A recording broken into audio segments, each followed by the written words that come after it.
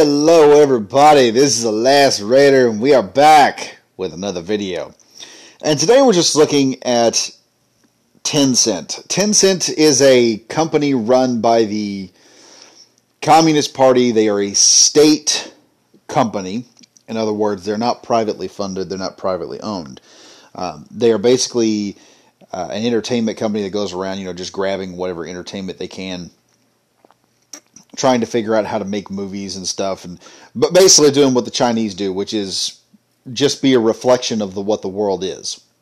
Okay, China right now apparently does not have the ability to make their own content. They only have the ability to copy, and this comes down. It's amazing because they will copy everything. U.S. builds a weapon, China comes out and copies it.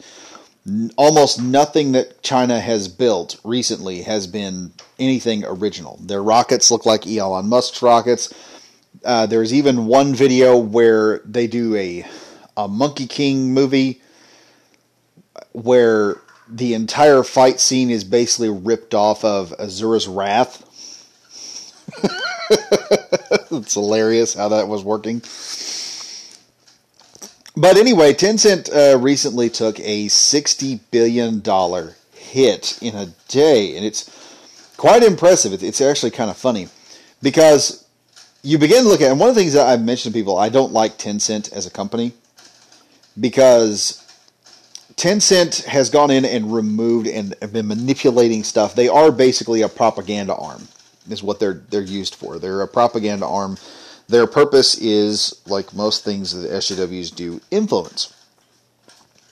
If you know anything about how SJWs or even commies in general operate, they try to influence people because they think they can control people. That's ultimately what their end goal is. And Tencent has done some shit in the past. One of the most noted ones was, you'll notice in video games now, the Chinese are never the bad guys. And used to a certain point, the Chinese were kind of characterized and everything else. The best example of this was the Mercenary series. Mercenaries 1 and Mercenaries 2.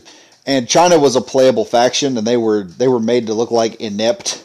They were pretty inept soldiers. And then you had the U.S. or the Allies who were just, oorah and mom, pa, chick, mom, apple pie and everything else, and the Chinese were just trying to copy. They were looked at as there's actually a part where your character in Mercenaries 2 tells the main general, he says, you're over here fixing to fight the U.S. and your army is untested, so you need some help. And he goes, yeah, you're right. The general's like, yeah, you're right, we're untested. That all stopped, and it began with the game Homefront. Now, for those who don't know about the Homefront series, the Homefront series was originally supposed to be China, and the developers at Homefront but it ended up, the bad guy ended up being North Korea invading the United States. And the problem that happened with that was, it finally came out later that Tencent had been involved with the Chinese party, and they basically went in, and what they'll do is, it's pretty simple. They'll just go in, give a company like say, oh, you're making a game, here's about $1 million. You've taken that $1 million and spent it on new equipment? Great, now you're indebted to us, so you will do what we tell you to. Or we will start demanding that $1 billion back. It's called golden handcuffs.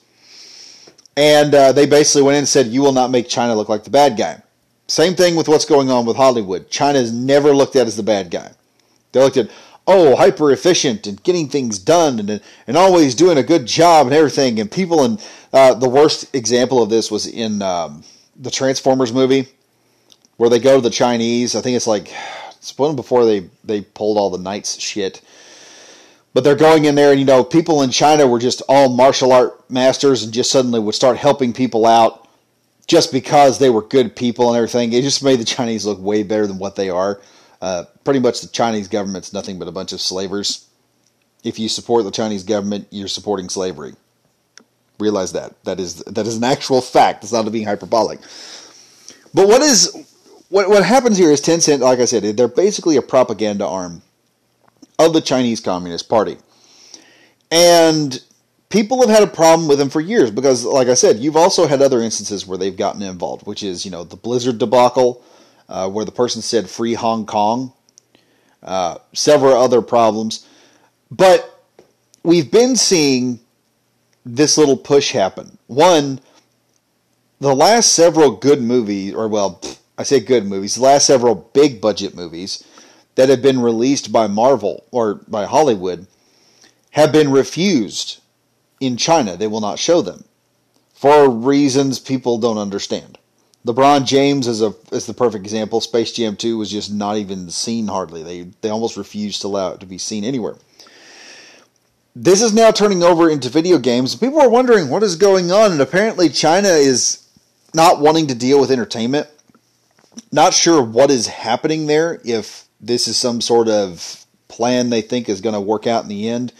If they think Tencent's become too much of a capitalist company and they've got to, tear them down a little bit, and they want to distance themselves from Hollywood because they're afraid of the capitalism taking them over or whatnot. Commies are always fearful of making money.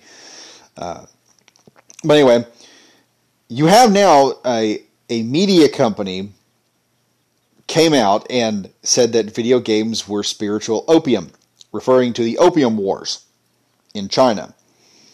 If you don't know what that is, please go look it up. It's interesting history, and I don't have enough time to get into it. But basically, what they're trying to say is video games are a bad thing. This is the funny part, though. It's not a Western media company that is doing this. It's not even games journalists who are saying this. This is a news arm of the Chinese Communist Party, which is one of their state-funded news outlets, basically costing the state-funded propaganda arm in video games of China $60 billion of their U.S. net worth. It's kind of interesting when you're seeing all this nonsense.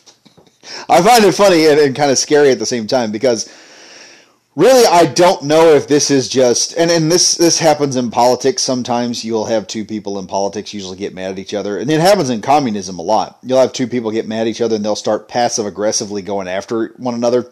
They'll start attacking each other with what they've got control of and start screwing each other. Prime example were the Nazis. The Nazis, that you had the regular military, which had their chain of command, and then you had the SS, who had their chain of command, and the SS's chain of command, even at the lowest level, could almost override a general. So if a member of the SS got mad at the German regular military, they could turn around and start fucking with them on a battlefield. Literally, you get command from your commanding officer to, hey, the tanks need to be sent to this front because the Allies are coming in. Some SS joker would step in there and go, 9-9, move tanks over here, and you were expected to do it. He could override a general in the military. It was insanity, and it didn't work very good. I think that might be what this is. It may be also that Tencent is being seen as a capitalist company, and they're planning on taking it down a peg. The Chinese are bad about this nonsense. They start making money, start getting wealth, and then they're like, oh, no wealth. We don't make wealth. We asshole. We don't make wealth. We shit wealth. And so, anyway. But like I said, it is technically a good thing for the American video game development, because this means that there's going to be a lot less Chinese politics if Tencent takes a few more hits like this. It would mean that they would not probably have enough money. Now, mind you, $60 billion for Tencent is not a lot, but it is significant when it's coming to the U.S. market. It's showing that the U.S. market now does not have as much faith in the Chinese as they did before, financially. So this could be a good thing. It means more indie developers will probably be able to make games without being screwed with. Personally, if I were to make a video game, I would not fuck with any of these companies whatsoever. I would tighten my belt and pull whatever savings I had to get something out there. And there have been plenty of examples of people making games without the help of AAA companies and going full ham. Valheim is an example of that. Tomb Raider would be another one. But as I said, it is a good thing. The thing that scares me about this is it could be some sort of weird-ass plan in which China wants to try and flood the U.S. with all kinds of different games and crap. And pretty much they would try to override the market. At the same time, China would actually, in the U.S., would be competing with the U.S. on a quality stage, not a quantity stage. The thing about video games has always been there have always been people who will put out cheap, know-nothing games thinking they'll just make a quick buck. And those games are always overshadowed by anything that's of higher quality. Most of the time. But not all the time. Anyway, folks, tell me what you think about this, Tencent getting stabbed in the back by their own government right now. I wonder if TikTok will be next. I wonder if the government will stab TikTok in the back. They'll be like, you are too capitalist. Too capitalist. Must be asshole. Become an asshole. Become an asshole and we make new assholes in you. Anyway, be sure to like, comment, and subscribe if you're new to the channel. Hit the bell for notification. And as always, stay safe, stay frosty. See you guys in the next video. Bye-bye now.